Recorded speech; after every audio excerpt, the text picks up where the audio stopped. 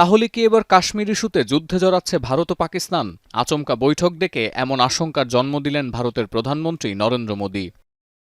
মঙ্গলবার নয়াদিল্লিতে প্রধানমন্ত্রীর বাসভবনে একের পর এক আসতে শুরু করেন প্রতিরক্ষামন্ত্রী রাজনাথ সিং, জাতীয় নিরাপত্তা উপদেষ্টা অজিত দোভাল এবং chief of defence staff general Anil Chauhan. শুরু হয় বৈঠক। প্রায় ১.৫ ঘণ্টা পর সূত্রের বরাতে প্রেস ট্রাস্ট অফ ইন্ডিয়া জানায়, কাশ্মীরে চলমান অভিযানে ভারতীয় সশস্ত্র বাহিনীকে পূর্ণ ক্ষমতা দিয়েছেন নরেন্দ্র মোদী। শুধু তাই নয়, অভিযানের দিনক্ষণ, লক্ষ্যবস্তু ও হামলার ধরনও নির্ধারণ করবেন সেনাবাহিনীর সদস্যরা। ভারতীয় গণমাধ্যম এনডিটিভি নিশ্চিত করেছে, পেহেলগাম হামলার পর ৭ দিনের ব্যবধানে এ নিয়ে ২ বার প্রতিরক্ষা বিভাগের কর্তা ব্যক্তিদের সাথে বৈঠক করলেন মোদী। এএনআই নিউজ বলছে, নিজ বাসভবনে মোদী যখন প্রতিরক্ষা দপ্তরের সাথে আলোচনায় বসেছেন, তখন আলাদা একটি বৈঠক করেছে ভারতের স্বরাষ্ট্র মন্ত্রণালয়। সেখানে উপস্থিত ছিলেন union home secretary Govind Mohan, বিএসএফের ডিরেক্টর জেনারেল, আসাম রাইফেলস ও জাতীয় নিরাপত্তা বাহিনী, কেন্দ্রীয় পুলিশ ফোর্সেসের উচ্চপদস্থ কর্মকর্তারা। বৈঠক হয়েছে উত্তর ও দক্ষিণ ভারতের নানা ব্লকে। এনডিটিভি জানায়, মোদীর বাসভবনে প্রতিরক্ষা দপ্তরের বৈঠক শেষে সেখানে উপস্থিত হয়েছেন স্বরাষ্ট্রমন্ত্রী অমিত শাহ, রাষ্ট্রীয় সমাজসেবক সংঘের প্রধান ও বিজেপির শীর্ষ নেতারা।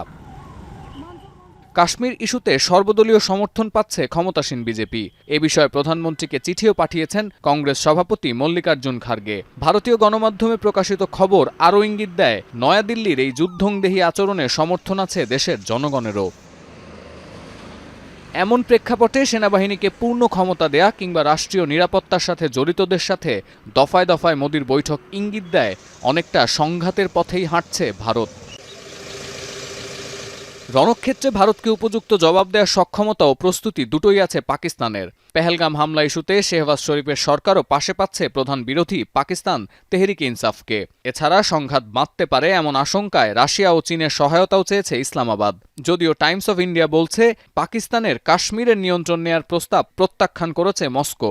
ক্রেমলিনের আস্থা কিছুটা নয়াদিল্লিমুখী, এমনটাও দাবি করছে তারা।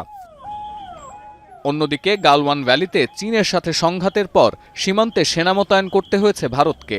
ফলে চীন যদি পাকিস্তানকে সহায়তা করে, তাহলে বিপদে পড়ে যাবে ভারত। একদিকে কাশ্মীর, আরেকদিকে চীন ভারত সীমান্ত, দুটি আলাদা অঞ্চলে সেনা উপস্থিতি বাড়াতে হবে ভারতকে। এতে করে অতিরিক্ত সুবিধা পাবে পাকিস্তানও। সতীর্থ কর্মকার, এখন বিশ্ব। শাইনি চুলে এখন হবে সব হেয়ারস্টাইল। সিল্কোর দ্বিগুণ শাইনি চুল প্রতিদিন।